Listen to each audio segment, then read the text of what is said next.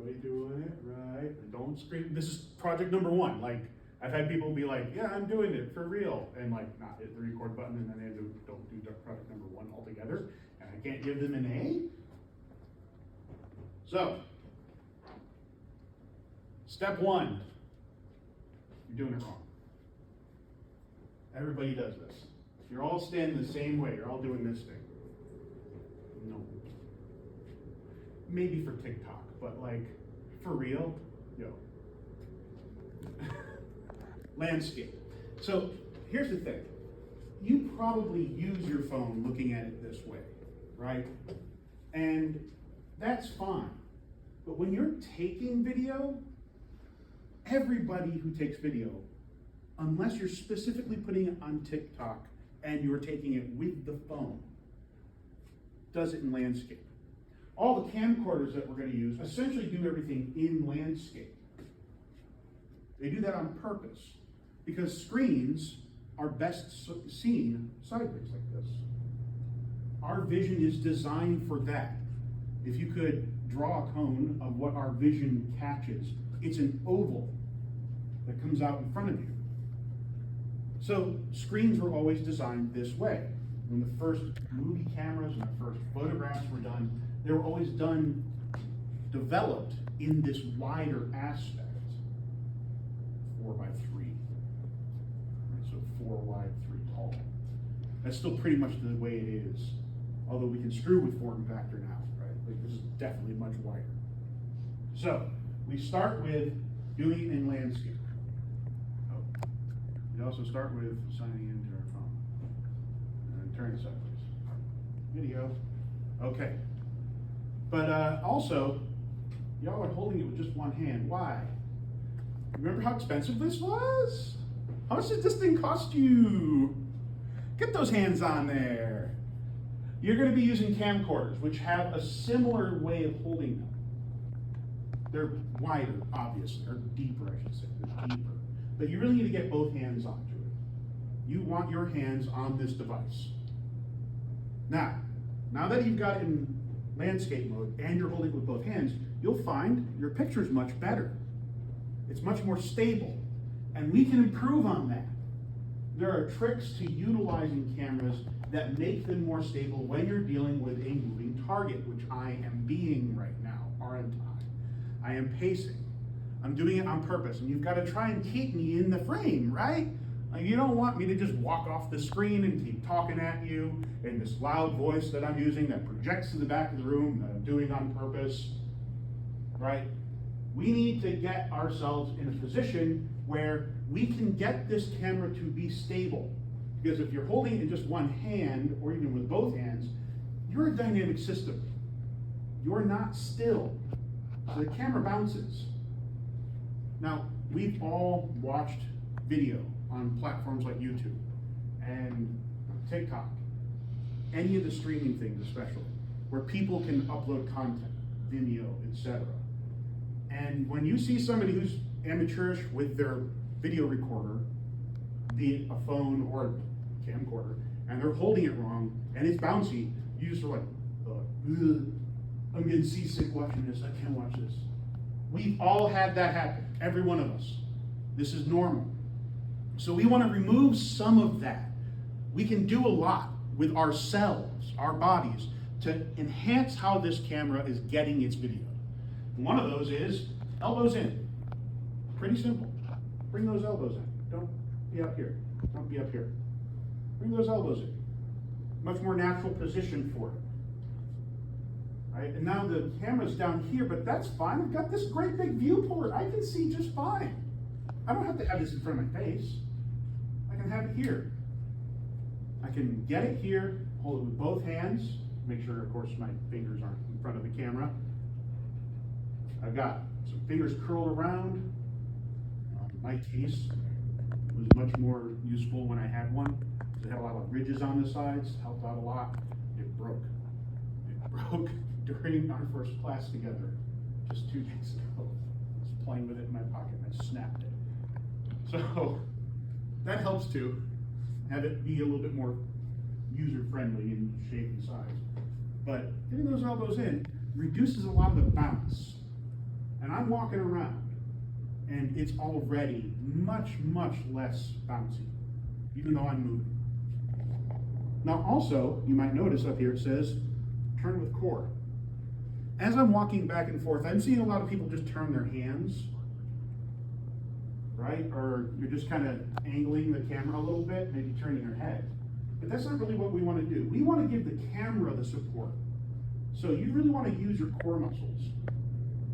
When you're holding a camera, just any kind of camera, digital camera, your phone, a camcorder that I'm going to be giving you, you want to get both hands on it, you want to put those elbows in, and you want to turn with your core when you're tracking something. You want to use longer muscles because the motion is much more smooth. We want smooth motion. We don't want our subjects to be bouncy. All of our phones, all of our camcorders, all of our digital devices that take video, yeah, they have anti-shake technology. That'll help take a little wiggle out of it. That's kind of impossible not to have some. But they can't really deal with when you're moving around. And sometimes, yeah, you're literally just moving with the camera. If I've got to track somebody, I'm turning with my core, right? I'm keeping my elbows in. I'm making sure that this is nice and smooth. Even though I'm moving, I'm sort of strafing, right? Nice and smooth. Because I'm turning with my core. I'm getting to use the long muscles. And you get to use the whole girdle around you. Next, this is one you probably already know, but maybe you're not doing it. Probably kind of know. Center 75. Look at these lenses on our phones. They're round, right? They're little bubbles. They have a fish-eyeing quality, which means that the edges of it are always bent, which curves out. That's an effect of having a lens that picks up light. So the best part of your camera is going to be the center 75%. And to that end, you have the ability, if I can get this just right, you have the ability to turn on the grid lines. Every one of your phones in the settings has grid lines. You see them? See how it has the grid lines on there? Right? You want to turn those on. They don't show up in the video. Turn those on. Those are in your settings on your phone, on the camera. You can probably turn them on dynamically right now, in fact. That center square is the best one. That's where you're going to get the best video. That's where your subjects are not going to have a weird, like, going on. Now, the digital cameras we have, they do help. They actually do de-stretch it, they de-fisheye lens it. But that's probably even better. Just having an awareness of where the best part of the screen is. Mine's turned on to having 9 squares. I know some can do 16. Yeah, the more grid you can have, the better. You can tell where that best portion of your screen is by having that grid on. It really, really helps. With the camcorders that we're going to be using, they also have that grid. Well, some of them also have that grid, not all of them. So you do have to kind of approximate it. But understand that that center portion of a screen, that's where the good stuff is. That's where it's most true. Okay, that's number 4. Number 5, become the tripod. We are dynamic beings. It is essentially impossible for us to not bounce. You know, you're just like a bunch of pieces of coral held together with rubber bands inside of a sack, a plastic sack full of water. In a very mechanical sense, that's all we are. That thing, not very rigid. It's not very good for holding a camera still. We have tricks that help us, but nothing quite as good as a nice old tripod. But those aren't always available. But you can become one. Everybody, get up against the wall. Get up against the wall. Right? I can get in the doorway. That's even better. Just get up there against the wall. You're going to create a tripod with your body. 3 points of contact is what you want. So, if I'm up against the wall with my back, I put my shoulder blades into it. I put 1 foot forward and 1 foot up against the wall. I am now pushing my weight into the wall, which means that I don't have to dynamically hold that. All of a sudden, this becomes really, really stable. It's even more so if you can do this into a doorway, that is if you have to stand someplace. Because I can get myself in here, wedge my shoulder in, one foot up against the door plate, the other one out, right? I can get really good, stable 3 points of contact. I am a tripod. What if you can't get up against something? Oh, crap. I'm out in the middle of the football pitch and I'm just recording for my friends while they run drills. Okay? You can do something about that. It looks a little doofy, but it works. And that's what's important, right? Anybody do yoga? You know, horse stance? Seriously. Because you are using the long muscles, because if you lock your knees, you bounce. You can't help it. Just your heartbeat alone will make you vibrate. But if you can use the long muscles, your feet shoulder width apart, bend at the knee, sit back a little bit, proper posture. This takes a lot of your bounciness out. You kind of will do this just because your breath. But this in a slow motion is better than I'm locking my knees and my bones. And of course, finally, maybe you've used this in your lectures, and I really support doing it. I know some teachers don't like it, but you know what? You're paying to be here. Get back to your desk. Become a tripod at your desk. Right? Here we go. I'm sitting. I squeeze way, way up. Right up against the desk. Elbow, elbow. Grab camera. Right? If the teacher walks around, I can kind of angle my whole body. But I've got my sternum up against the desk. I've got my elbows on the desk. My feet are firmly planted on the ground, not on the chair. Flat.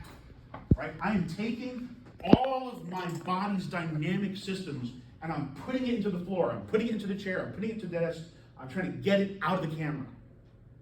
So you can track me just by leaning and turning with your core, keeping your elbows steady on there. You don't have to slide or anything. You get it right, you're making a little tripod. Pushed up nice and tight against the desk. Oh, it died on you. Well, it turned up, just end this. Yeah, and there you go. Right, okay. So this is the good steps to it. 5 simple steps.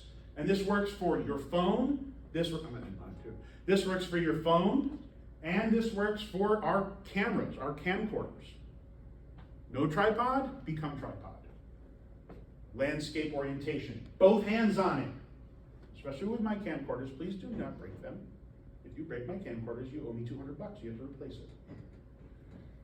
And it's about $200, yeah. Elbows in. Draws you in. Turn with core. Like that. Don't care if you look doofy. That's not the point. No one's going to be paying attention to you anyway. You got the camera. They're all too busy feeling freaked out that you're recording them. Turn with the center 75 in the middle, keeping people in the middle of that. Right in the middle of your frame. Become the tripod or horse. Then, there's 2 considerations, of course. Light. Yes, you need to have a sense for the light in a place. This room, wonderfully lit, right? Look at it, it's diffuse light, there's like no shadows. I'm fully lit in all directions. The light is scattered, it's not like a spotlight coming on me. It's just in every position possible. On the other hand, this looks terrible. Strong light, shadows hitting me very strongly. I'm washed out against this backdrop as I walk around.